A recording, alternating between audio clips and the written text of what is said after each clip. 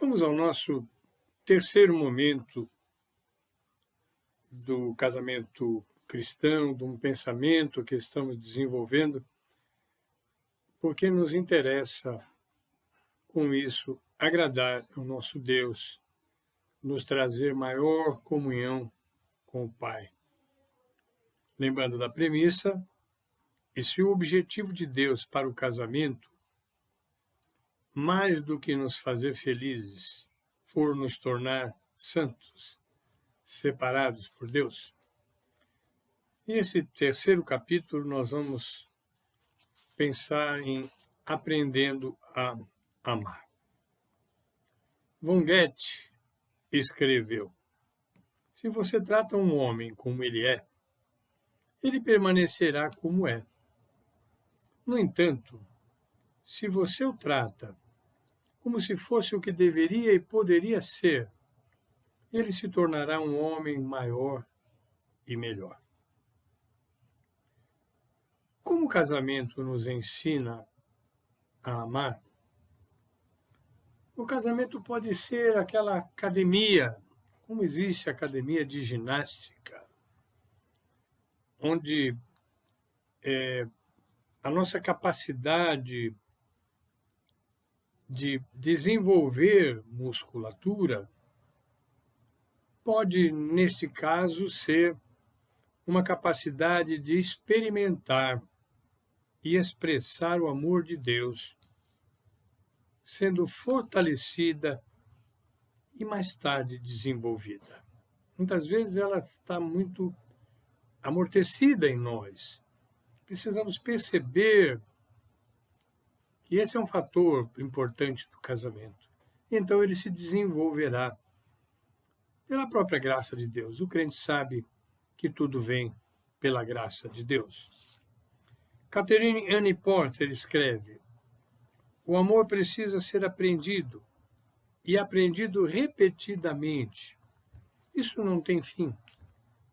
O ódio não precisa de instruções, só espera ser provocado. Ele vem de imediato, faz parte da nossa natureza.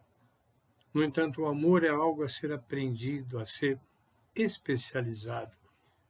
Como será bom se nós pudermos verdadeiramente dizer: agora eu sei o que é amar. O amor cristão, por sua vez, precisa ser perseguido, desejado e praticado. O amor não é só palavra, ele tem que ser prática. Aliás, se for só palavra, é hipocrisia. Portanto, um homem que chega no final de um relacionamento e diz: nunca amei você, ele basicamente está dizendo, à luz do Evangelho: eu nunca agi como um cristão. Da mesma forma que alguém, querendo nos agradar, a nós que somos pais, vem e elogia os nossos filhos. Será que alguém é diferente de mim? Como nós gostamos de receber de alguém elogio dos seus filhos? Pensem no Pai Celestial, que nos tem como seus filhos amados. Como ele gosta de receber de um cônjuge para o outro o elogio, porque são seus filhos. Deus não nos ordena que casemos. Nos oferece o casamento como uma oportunidade. Você, e eu quero que noivos, namorados, possam estar nos acompanhando. Se você pensa no casamento, comece a pensar nele como uma grande oportunidade. Uma vez que entramos no relacionamento conjugal, não podemos amar a Deus sem amar nosso cônjuge. O divórcio representa uma falta de habilidade para manter nosso compromisso com o mandamento de Jesus. É desistir de uma coisa que Jesus nos mandou fazer. Se não conseguimos amar nossas esposas, como amaremos Por exemplo, um morador de rua, um alcoólatra, um dependente químico, algum dessas pessoas que têm sido considerados párias na sociedade e que Jesus amou sobre tudo e nos manda também amar. Então a questão é essa: se você não ama alguém tão fácil de amar, como vai amar essas pessoas difíceis? Em alguns casos, até o cônjuge pode ser uma pessoa difícil de amar. Existe essa possibilidade, ela é real. Mas é para isso que serve o casamento, para nos ensinar a amar. Quero falar sobre uma coisa chamada santa felicidade. Presta atenção, que coisa incrível está em Deuteronômio, capítulo 24, versículo 5. Quando um homem for recém-casado, não sairá para a guerra. E lembre que a guerra era feita em nome do Senhor. Era uma guerra de nação santa. Nem se lhe imporá encargo algum. Por um ano inteiro ficará livre na sua casa para alegrar a mulher que tomou. Não é uma coisa incrível? Que a Bíblia nos manda isso? Que a Bíblia dá valor a esse início de intimidade? Havia uma aplicação nesse início de intimidade? Isso nos chama a atenção para o fato de que Deus quer que eu o sirva me concentrando em fazer minha mulher feliz. Isso é extraordinário. Então, se minha esposa está infeliz, qual é a leitura de Deus para isso? Estou falhando com ele. Estou falhando com Deus por não tornar minha esposa feliz. De forma muito prática, um marido que encontra maneiras de fazer sua esposa sorrir de vez em quando está servindo a Deus. Uma esposa que planeja uma experiência sexual inesquecível para o seu marido está servindo a Deus. Você já ouviu alguém falar alguma vez a respeito disso? Mas é uma realidade espiritual das coisas do nosso casamento.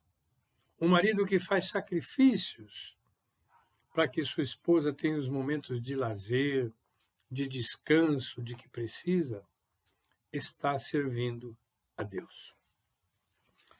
Essa é uma palavra profética para os dias de hoje. Porque há milhares de livros publicados todos os anos que nos ensinam a cuidar de nós mesmos, livros de autoestima. À medida que nossa sociedade vem se tornando especialista em autocuidado, nós aparentemente perdemos a arte de cuidar dos outros. Estamos relegando a segundo plano a arte de cuidar do nosso próximo. Um capelão universitário, presta bem atenção nessa experiência, chamado Brad Bobank, decidiu levar a sério as admoestações que as Escrituras fazem sobre o amor. Levou inclusive em consideração aquele texto de Deuteronômio, que por um ano o marido fica liberado para fazer o que agrada à esposa, começar um relacionamento de agrado. Brad casou-se relativamente tarde. Havia se tornado um palestrante famoso nas áreas cristãs, de discipulado e vida de solteiro. Ele era muito solicitado, com muitas oportunidades de servir a Deus através de seu dom de ensino. Dom maravilhoso. Quando Brad pediu Shirley em casamento, sua vida mudou dramaticamente. Shirley tinha 2 filhos do seu primeiro casamento, mal sucedido. E não demorou muito para que eles começassem a orar para que tivessem um filho deles mesmos. Ele começou a se perguntar o que significa amar minha mulher nessa situação. Em oração, fez uma promessa. Se Shirley tivesse outro bebê, no primeiro ano, ele não aceitaria nenhum compromisso além daqueles que sua posição exigia. Shirley logo engravidou e deu à luz seu primeiro menino, Micah. Meses depois, Brad recebeu um convite lucrativo para fazer uma palestra em Singapura. Ele era um estudante de história e adorava viajar.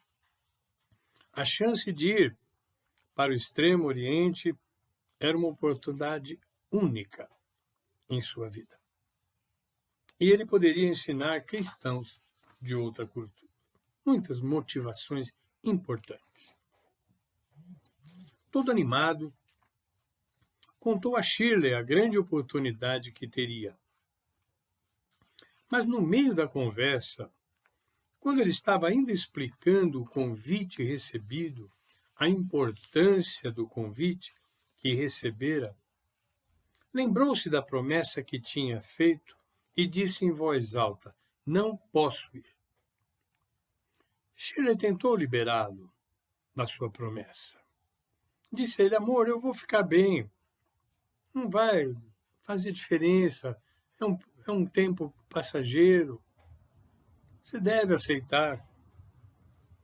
E seria até fácil para Brad fazer um jogo espiritual assim, com aquelas coisas que nós lançamos assim, dizendo: "Olha, eu vou fazer isso porque, na verdade, por trás existem outras coisas importantes." Ele poderia pregar numa outra cultura. Alguns poderiam pensar, na recusa de Brad, que ele estava deixando passar uma oportunidade de agradar a Deus, levando o Evangelho a outra nação, uma outra cultura. Mas ele pensou bem e disse que ficar em casa e cuidar da sua esposa era um serviço cristão tão importante quanto ir pregar o Evangelho a outra nação. Deixar de amar minha mulher e meus filhos para amar outras pessoas é uma hipocrisia, diz Brad, refletindo sobre o fato. Embora essa história tenha como alvo os homens,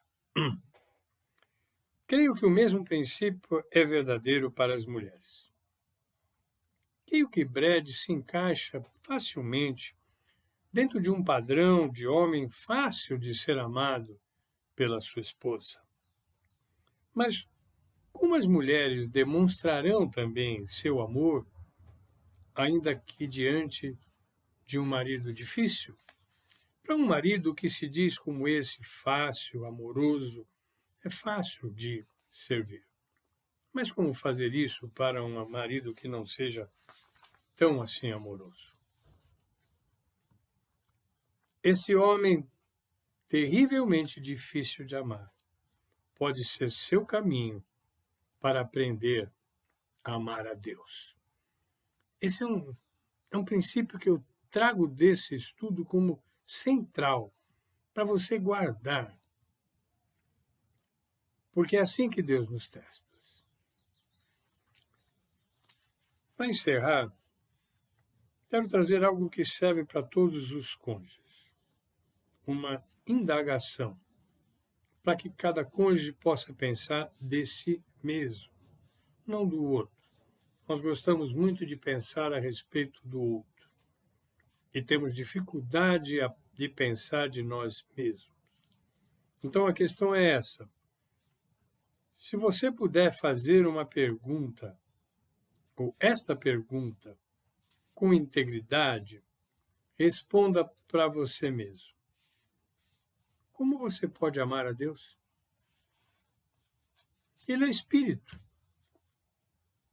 E você está encerrado, ou você está encerrada, numa carne e osso. Ele é eterno.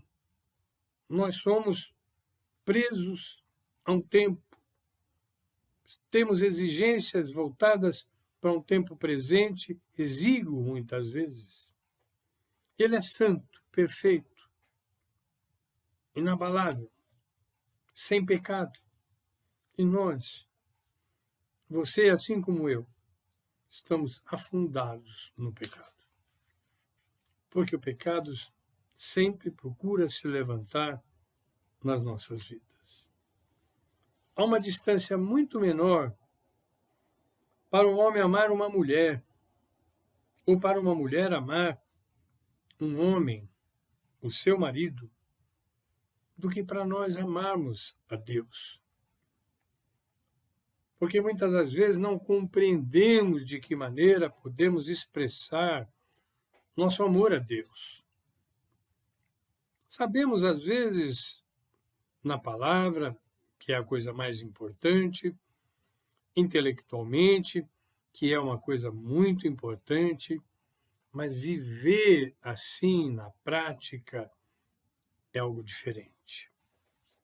É algo que nos propõe a um relacionamento com pessoas totalmente diferentes, uma infinita, outra limitada. Mas eu acho que é mais que isso. Acho que o casamento foi criado para sairmos de nós mesmos e aprendermos a amar o diferente. Como Deus é diferente espiritualmente, nosso cônjuge é diferente de nós. E essa é a beleza, a diversidade que temos, homens e mulheres, personalidades diferentes num homem e numa mulher. O conhecimento, o entrar dentro, o penetrar nos mistérios um do outro, para se agradar, não para rejeitar, mostrará uma profunda reflexão e experiência de vida.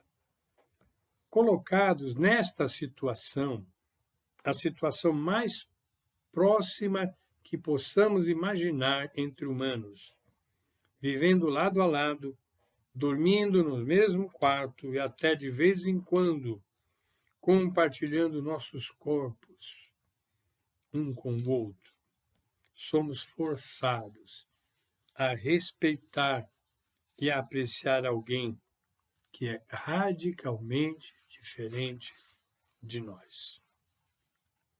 Precisamos sair de nós mesmos, porque, na verdade, somos incompletos. Só Deus nos completa totalmente. Deus nos fez para encontrarmos nossa satisfação plena nele. O totalmente outro.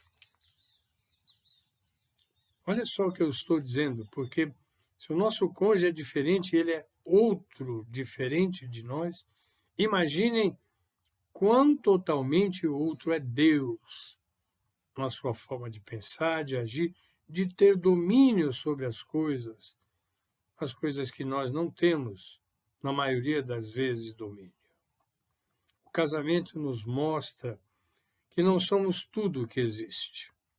Nos desafia a dar lugar ao outro, mas também encontrar alegria, felicidade e até êxtase em outra pessoa.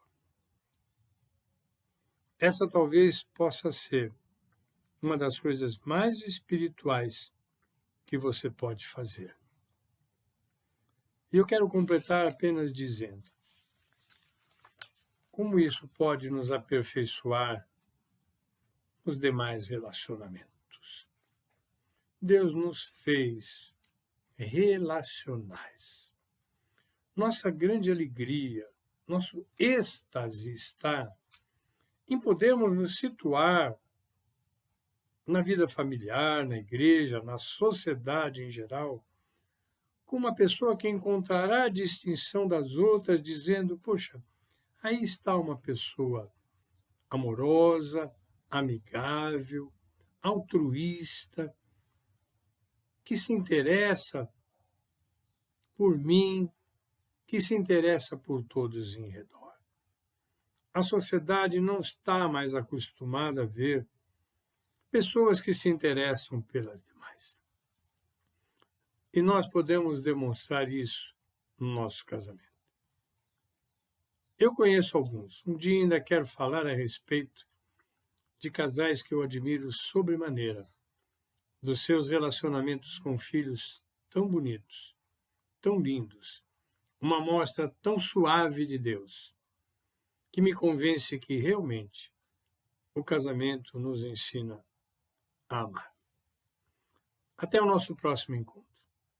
Espero que estejam se desenvolvendo nisso e refletindo sobre estas que eu considero verdades espirituais autênticas. Fiquem com Deus.